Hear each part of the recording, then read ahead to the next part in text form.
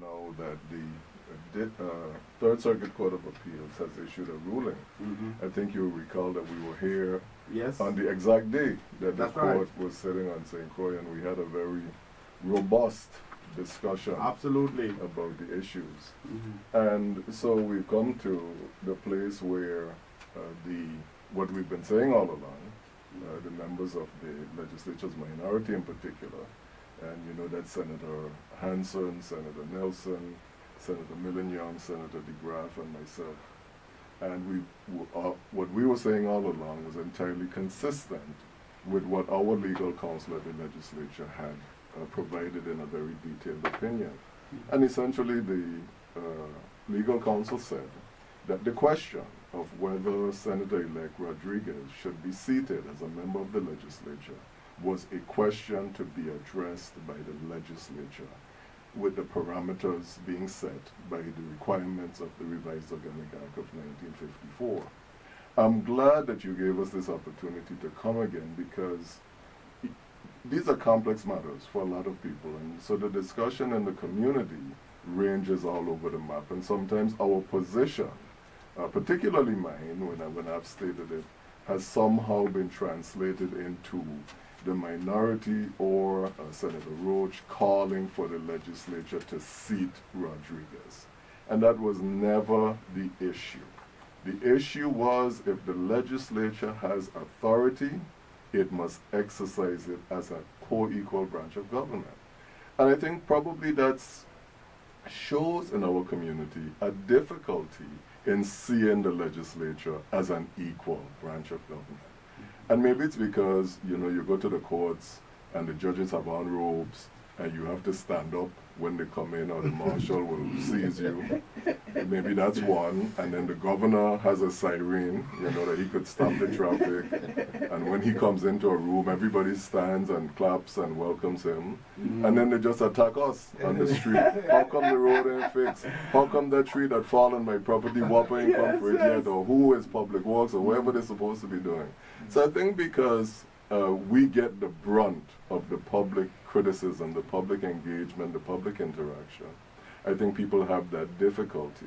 And so this issue then of waiting on a court to decide, I think further undermined the value of asserting legislative authority as an equal participant. Are you saying then that that's money that was spent was unneeded, unnecessary? Well, you're gone about 100 steps before. Okay, all right. You want to take it step by step. Okay, all right. That was a big leap. That's a big leap. That's a big leap. But let me say this before you go on. Yeah. I was saying earlier that the legislature that I served in would have taken a decision, one way or the other. And especially the 24th legislature. That legislature, as a matter of fact, I call it 24th legislature, I gave them a name, the Taliban. The Taliban. When they made a decision, you could ball blood.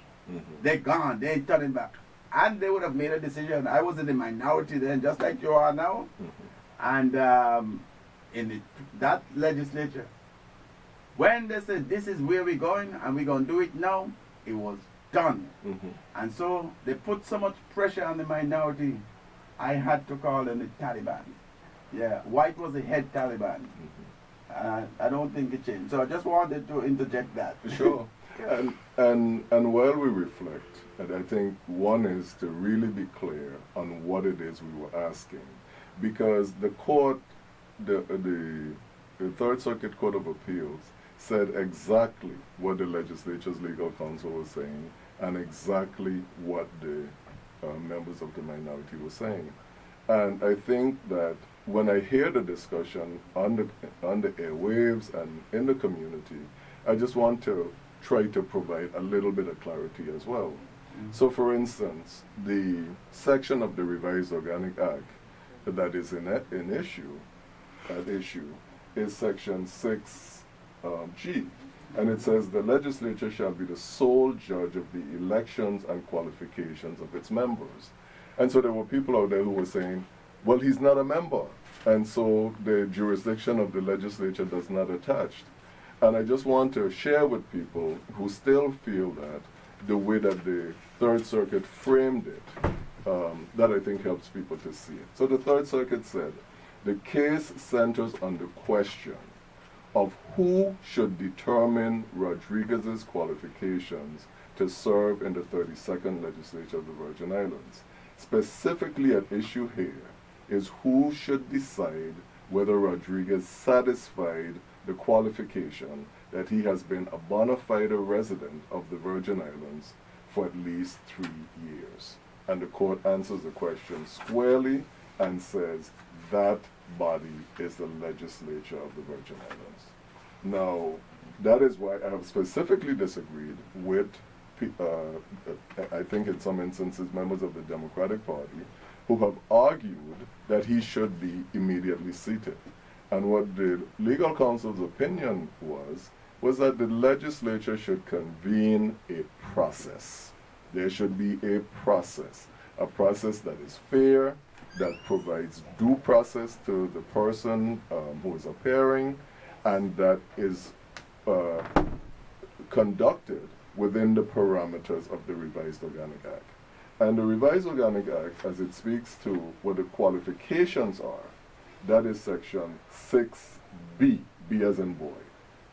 It says, no person shall be eligible to be a member of the legislature who is not a citizen of the United States, who has not attained the age of 21 years, who is not a qualified voter in the Virgin Islands who is not a qualified voter in the Virgin Islands, who has not been a bona fide resident of the Virgin Islands for at least 3 years next preceding the date of his election, or who has been convicted of a felony or of a crime involving moral turpitude and has not received a pardon restoring his civil rights. And so those are the parameters, those are the criteria. And so when you convene this process, this is what you focus on. The members of the minority we've not been included in the deliberations as to the position of the legislature throughout this entire matter. And so as we have met and talked about it, we have been concerned that we stay on the right side. And so what we did was we submitted a request to the legal counsel to formulate such a process, to give the parameters for such a process, and to then provide it to the body so that we are appropriately guided when we undertake these deliberations. And hopefully, the legislature, we received a notice on June 6th that the Senate President will be calling a session. It's dated for June 27th, 2017. I think that's 2 Tuesdays from now. And we are also requesting that that be the only issue on that legislative session, because I think you could certainly agree that it will take up the time of a legislative session to get to these issues. Okay. Before you go on, do you have any question on Victor at this point in time, or you want him to go on? Let him go on. Yeah. I want to, at some point in time, read from the legal counsel's opinion, even perhaps, because last night I took time to go back and read that, and also the judge's ruling in the Third Circuit Court. So I'm going to point to that as soon as I get a chance to do that, because it's very instructive here. Because I said before, when I listened to the argument by the 3 attorneys in that court, the Third Circuit hearing when they held it in St. Croix, I found that the argument with the attorney Frank Jackson was very consistent with the legal counsel Yvonne Tapp's legal opinion, and also the decision of the Third Circuit Court was parallel along those arguments. Absolutely. Yes. I didn't get the opportunity to attend the hearing of the Third Circuit, but there was an audio tape that was provided to us of the entire hearing, and I got an opportunity to listen to that more than once. Senator Hansen played that Senator Hansen played it on yes. her program in its entirety, and I think she shared it with each of us as well. And what was very instructive to me is that at one point, I don't know if you recall, Roosevelt, when the questions were directed to the counsel who was representing the legislature, the judge asked very pointedly, do you not agree that the legislature has authority in this instance? And the judge read from the Revised Organic Act. And I think any person listening to the hearing at that point should have concluded, wow, I think I know where this is going. Yes, I believe that happened. Yes, this is going to end up right back in the lap of the legislature. And I think it's just very important where we go now. Yes. And it is very, very important that that process that we have called for be detailed. I think it would be appropriate for when the council provides it that the members all gather and discuss it, and maybe if there are any places where there can be revisions. But I really believe that it would be in our best interest to follow such a process, because we have gotten repeatedly good and excellent guidance from our legal counsel. And that opinion, that legal opinion written by attorney Evan Thorpes, according to what I'm reading here, was done since in January of this year. Did everybody, all the senators, get a copy of this legal opinion? Well, by now, I would imagine that they have. It was unfortunate that in the very beginning, this decision, I was told by a member of the legal counsel staff, had been prepared as early as January 4th. And it had not been circulated until I requested it sometime in the latter part of January, because you know all the swearing-in activities intervened. And I received it then at the latter part of January, and the legal counsel even revised the opinion after the district court, after the district court's dismissal of the action that was before it, and basically took the position that nothing changed, that the legal counsel was still maintaining the position that this was something committed to the legislature. In fact, the legal counsel, if you look at the end of her opinion, it says, it is not lawful for the legislature to waive its exclusive authority as the sole judge of the elections and qualifications of its members, and to continue to allow courts that lack power to decide post-election contests, which could lead to anomalous consequences.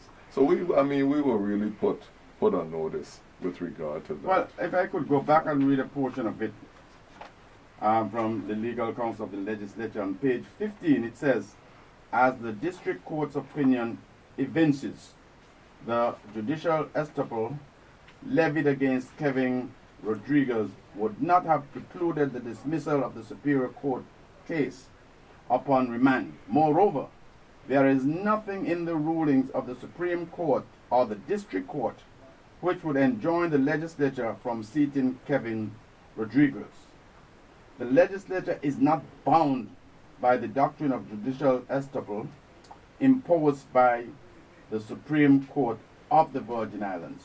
Judicial estoppel is a judge-made doctrine that seeks to prevent a litigant from asserting a position inconsistent with, conflicting with, or is contrary to one that he or she has previously asserted in the same or in a previous court proceeding. Judicial estoppel, under the doctrine of judicial estoppel, a party to litigation must not, but not the court, is bound by the party's assertion, section 28 AM, juris, whatever that means, estoppel and waiver of section 67, and the cases cited therein. Accordingly, the legislature of the Virgin Islands is not bound by any assertions Kevin Rodriquez may have made in any bankruptcy proceedings in Tennessee. That is pretty instructive there to me. Very, very instructive. And so I am eager to see how the process is going to be going. It says, in conclusion, the legislature is the sole judge of the elections and qualifications of its members. And that, listen, and that includes members-elect. Revised Organic Act, and it pointed to the same 6G that you have been talking about. And there was an interesting reference that you made to Powell. Powell said was charged and I believe convicted of wrongdoing, what have you. But yet, the Supreme Court said, hey, that had nothing to do with meeting the requirements of the board, the Board of Elections, or the elections the state legislature. And yeah, in fact, yes, absolutely. In fact, in that case, there was clear legislative action because there had been a vote. Yes. Which in this case there wasn't. And I think that what you pointed to, that gives people a lot of challenge. That whole concept of judicial estoppel. Yeah. And why it's a little confusing for persons is that, remember, we've had different outcomes in different courts. Yes. So with regard to residency, Mr. Rodriguez did sufficiently convince the Superior Court that he was a resident of the Virgin Islands for the requisite period. The Superior Court The Superior Court, absolutely. Affirmed that, yes. And at the Supreme Court level, the Supreme Court, now looking at the document from the Tennessee case, said exactly what you explained. Whether you are not even going to be able to present evidence of, you should not even be able to do that, to present evidence contrary to a sworn statement that you made in a court of law. We're not entertaining, we should not be entertaining anything different than what you have sworn to. And that's judicial estoppel. But it is not binding a requirement on the legislature. Yes, The exactly. legislature, it is a judge-made principle. Exactly. It applies in court to all attorneys appearing before, but it is not a doctrine that is binding on the legislature.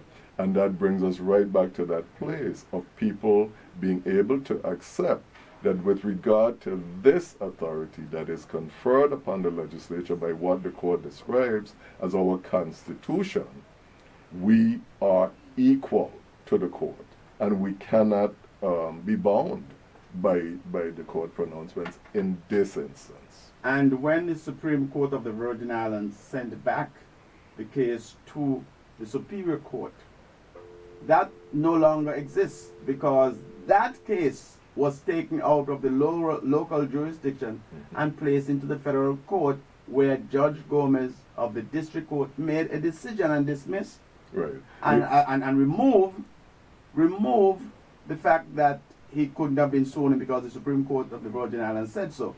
That was thrown out, null and void, because this now is a new case in the district court. Well, and was affirmed by the Third Circuit Court. The case was removed to the district court because it really involved the interpretation of a federal statute. And a lot of people, they hear us referring to the revised Organic Act of the Virgin Islands, and they keep, in many instances, people think that we're talking about a local document, but this is a federal statute. And so the removal to the district court was appropriate because it involved the interpretation of a federal statute. But you would agree with all the arguments you're hearing on both sides, for and against, it's not an easy decision for the legislature to make. It's going to be, they must follow the letter of the law. It's a political decision at this point in time. But they have the ultimate authority to determine, based on the facts presented, to make a decision to determine the qualifications of Kevin Rodriquez, whether he is eligible to be seated. Okay, and I just want to say two things with that. Is that just going back to the injunction and the portion of the Third Circuit opinion that relates to it. On page 16 of the opinion, it says, to the extent that he's seeking the dissolution of the preliminary injunction enjoining him from taking the oath of office, that injunction was dissolved automatically when the district court dismissed the removed action. And that is from the Third Circuit ruling. Yeah, that's but second to that, I just wanted to add Yes, it is a difficult decision, and we, the members of the minority, we had said from the beginning, this is why we are here. We were not elected just to make easy decisions. You're absolutely correct. Whether it's difficult, whether it requires all the moral fortitude that you can sustain on someone, you came here, and some of these questions will be and difficult. you must be in a position to make a fair judgment, a fair and objective judgment. And of course, that is also further challenge when you live in a small community, because you're engaging people on both sides all of the time and continuously. You're on the air, pass it on. Good morning, Roosevelt. Good morning. How you doing, man? Oh, you're blowing smoke. You must have got a long library in front of you. No, man, I've been following you. Good morning, Senator Roach. Good morning. How are you today? I'm doing very well. Good. If I'm hearing you right, the burden of putting Kevin Rodriquez as a senator is in the hands of the legislature. That is correct. To determine his qualifications. What you're looking for, or the body is looking for, is to see if he meets the criteria according to the Organic Act to be a senator. Exactly. That point is well taken. Yes. Exactly. That's all you are going to do. A process by which to make that determination. That's correct. And in doing so, there are some questions that he will have to answer. That is correct as well. As well. Yes. So we look forward to hear, especially from you, well, an attorney, especially from you as an attorney and a senator together. Okay. I'm looking forward to hear your line of questioning. Okay, so please stay tuned and don't forget that... I'm not going to be here. Oh, you're not here? Okay. I thought you were coming to testify. Coming to testify on what? I have no dog in this fight.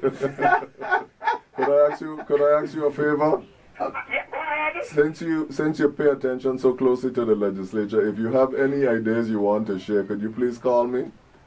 Anytime, feel free to do so. About that matter? No, anything. Anything relevant that will improve the quality of life for our people here. What I would like to do is to see some members of the present legislature behave as the legislator. Oh, well, that's a different issue. I'm not as police. Oh, not as police. Okay. All right. Thank you. Have a great day. And I'll be talking to you, but nice hearing you, and I think I got a clear picture right now, because up to this morning I was betting a glass of water. What is this? That's expensive. A glass. Your water is expensive now. What I'm attempting to see is that some side, either the minority or the majority, may look to say, we need you now. We can't afford to lose you. So we are going to rubber stamp whatever questions we got, and we are going to put you there. I hope that is not the case. Well, it will be a process. It will be transparent. It will be done in the public view. And I would imagine that all 14 will be participating. And there will be a lot of, we will have opportunity to ask questions, I'm certain. And then at the end, every top sit on its bottom and raise that hand, yea or nay.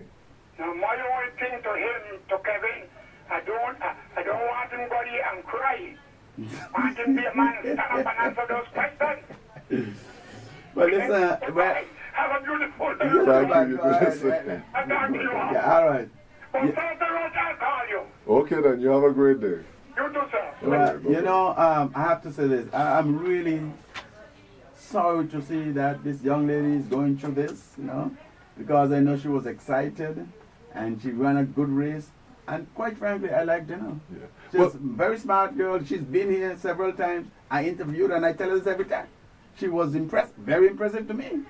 But Senator But I don't David, think that's the issue here being discussed at this point in time. I think it's important to just take it one step at a time, because some people may come up and they ask you a hypothetical, what happens if this or what happens if that. Yeah. I'm not a soothsayer, so I'm not going to look forward. I'm not looking into the crystal ball. Crystal ball. When somebody wants to talk to you right now, what I want to really be concerned about is that the process is orderly, the process makes sense, the process is consistent with what the Organic Act requires, and it's fair and objective. That is fair to all concerned. Fair and objective. I think that's what we all should be. I listen to hear the substance coming from those questions. That is my concern. I want to hear. Absolutely. Let's take a call.